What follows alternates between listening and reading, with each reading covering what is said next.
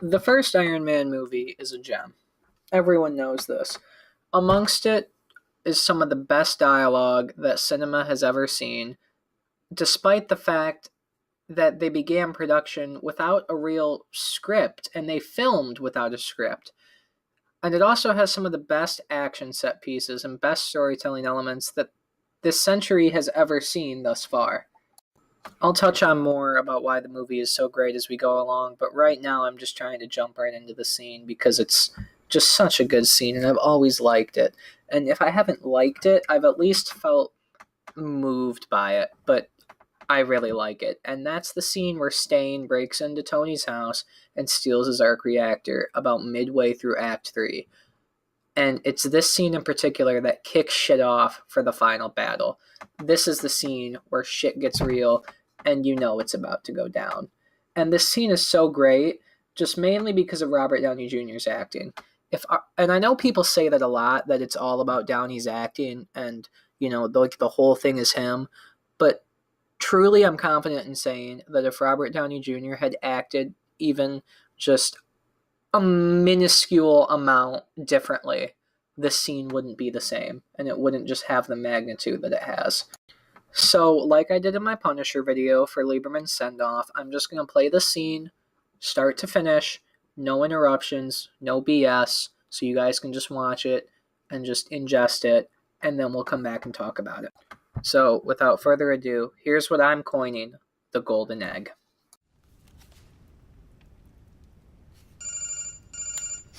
Tony? Tony, are you there? Hello?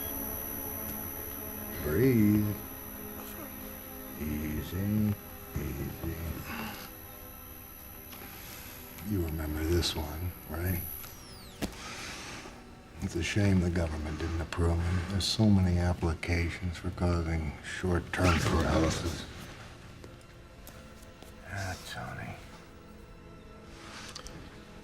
When I ordered the hit on you, I worried that I was killing the golden goose. But you see, it was just fate that you survived that.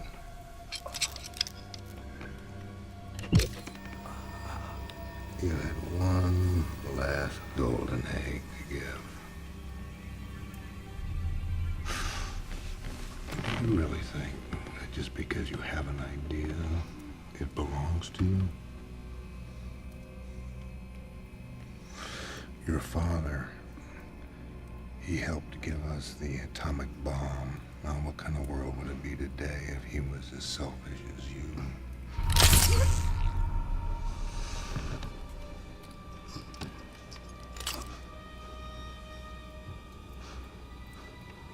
Oh, it's beautiful.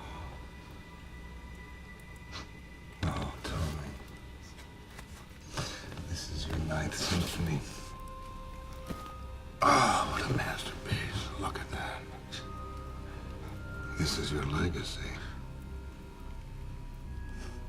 A new generation of weapons with this at its heart. Weapons that will help steer the world back on course. Put the balance of power in our hands. The right hands. I wish you could see my prototype. It's not as conservative as yours. Too bad you had to involve Pepper in this. I would have preferred that she lived.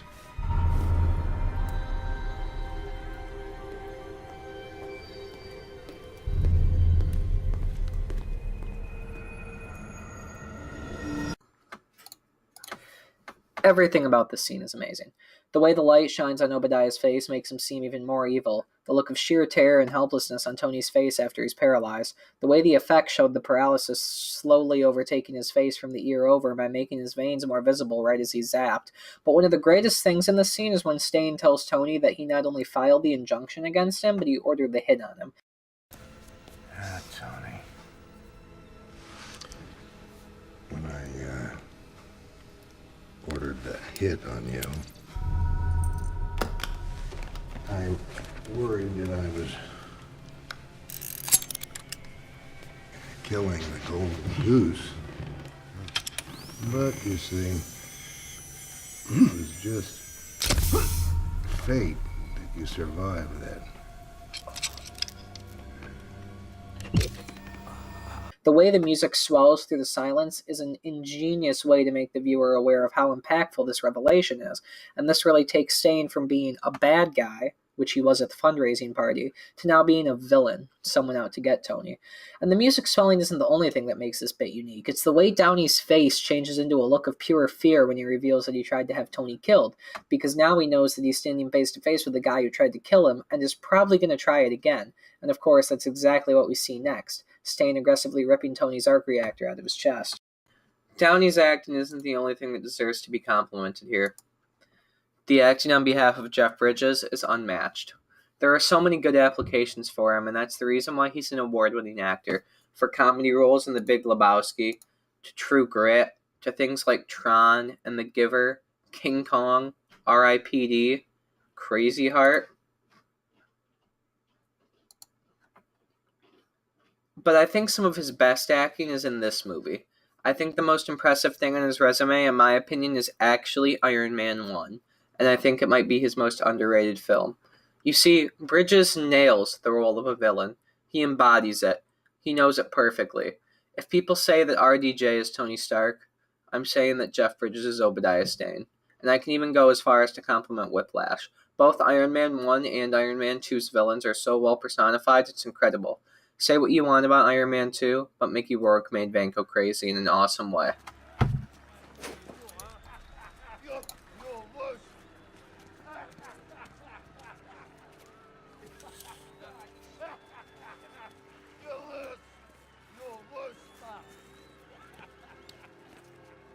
Another thing I'd like to touch on in this clip is the pacing. The pacing is incredible. It's gripping and it captures the suspense of the moment with utter perfection. It keeps the viewer enticed in watching, and it's one of the reasons why it makes this scene watchable a dozen times over and over, and it doesn't get old. Another scene that exhibits excellent pacing in a similar way is the scene right before this, where Tony sends Pepper to his office to get information from a server and is interrupted by Obadiah. The stakes aren't necessarily the highest because we've yet to see Stain lash out at his own, but we feel right there in the shit with Pepper. Favreau does a great job at making us feel the tension and anxiety she's feeling, and Bridges does an even better job at inducing said anxiety.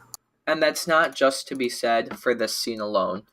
A lot of scenes in this movie fall under the same category, and that's really the reason why this film is breathtaking. Every scene is crafted so perfectly and fine-tuned to the point of complete enjoyment, and this whole movie flows together so seamlessly, it's like you're really reading a comic book. Some people say that Infinity War is the closest thing to reading a comic book that the viewer has gotten, and probably now Endgame. But I argue, with the exception of the darker, grittier nature, it might actually be this film. I challenge you to go back and watch Iron Man 1 2 or 3 times in a row and pay close attention to how well everything flows and fits together. The transitions are amazing. I think my favorite transition in this whole movie is after he gives Jarvis the order to start rendering the Mark III, and it immediately skips to him blasting down the street in his Audi with an immaculate soundtrack over him as he's driving to the fundraiser dinner. Tonight's red-hot red carpet is right here at the Disney Concert Hall, where Tony Stark's third annual benefit for the Firefighters Family Fund has become the place to be. Jarvis, you get an invite for that? I have no record of an invitation, sir. Hasn't been seen in public since his bizarre and highly controversial press conference. Some claim he's suffering from post-traumatic stress and has been bedridden for weeks. Whatever the case may be, no one expects an appearance from him tonight. The render is complete. A little ostentatious, don't you think? What was I thinking? You're usually so discreet. Tell you what, throw a little hot rod red in there. Yes, that should help you keep a low profile. The render is complete. Yeah, I like it fabricated. Paint it. Commencing automated assembly. Estimated completion time is 5 hours. Don't wait up for me, honey.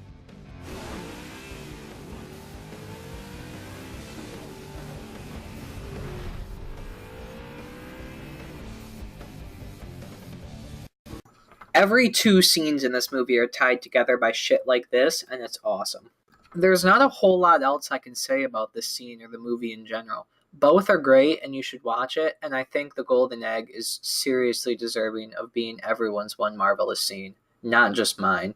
It's a masterpiece, and when you really look into it, it's one of the greatest scenes in cinema.